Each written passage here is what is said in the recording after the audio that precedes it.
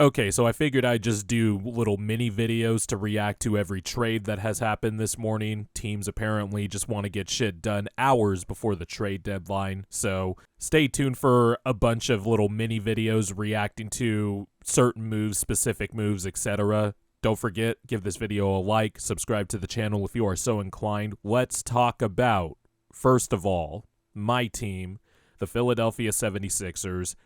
Getting Buddy Hield, somebody who has been long rumored or long connected as a Sixer by fans, I think, more than anything, but is finally a reality. Buddy Hield is a Philadelphia 76er. They did not give up a first-round pick.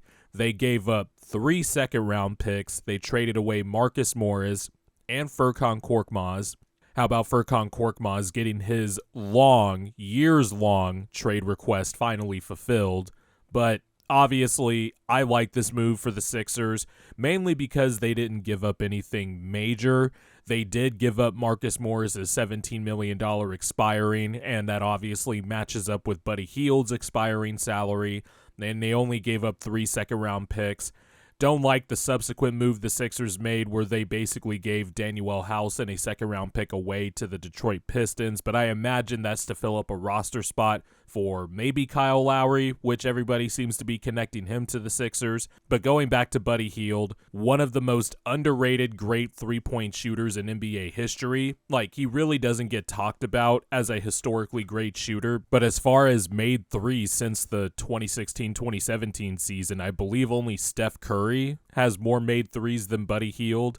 But Buddy Hield is one of the more historically great volume three-point shooters. For his career, he's taken over 7.5 threes per game and is a career 40% three-point shooter, and he shoots them off movement, transition, just the type of shooter the Sixers need, because the Sixers have been absolutely abysmal when it comes to shooting the three-point ball, especially now that Joel Embiid is out and he's not generating open threes for his teammates. This Sixers team has just been absolutely unbearable to watch without Joel Embiid. Over the past 10 games, and hat tip to Rich Hoffman of PHLY for citing this stat, over the past 10 games, the Sixers have 14 fewer made threes than the next lowest team, which is the Washington Wizards. That's insane. And even though the Sixers go small ball, they don't take enough threes, which is absolutely wild. So they've been unbearable to watch from that standpoint. They keep losing the math battle. And Buddy Hield, while he won't completely solve everything, that is a pretty big solution to the problem. And it's not just the shooting. Buddy Hield can set screens. He could set pin-down screens where he could pop out to the three-point line and 2 defenders will jump out at him and you'll get an open teammate.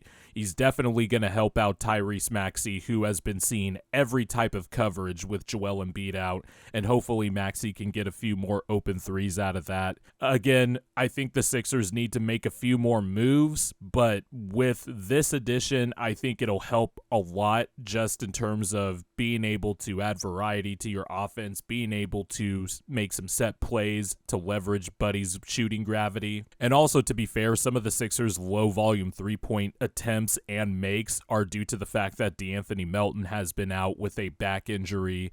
Nick Batum has been out as well. But those are just 2 players who the majority of their field goal attempts are threes. Much like Buddy Hield, I think he's one of 7 players in the NBA who over 50% of their field goal attempts are three-pointers, so that's absolutely going to help. Nick Batum is one of those guys as well, so once those guys get back, I think the three-point volume will increase a little bit.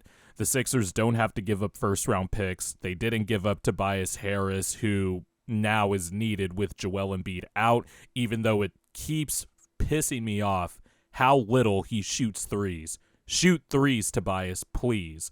But either way, Buddy Hield solves a lot of things, and when Joel Embiid comes back, if you have a Maxey Buddy Hield backcourt, yeah, that's going to suck defensively, but Joel Embiid can cover things up. Nick Batum can cover things up.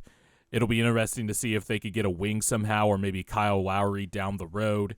But at least with Joel Embiid, if he comes back, the dribble handoff game will be a success. Just look at JJ Redick or Seth Curry.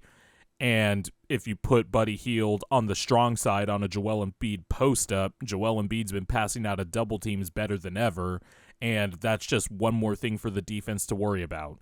So I like this move for the Sixers.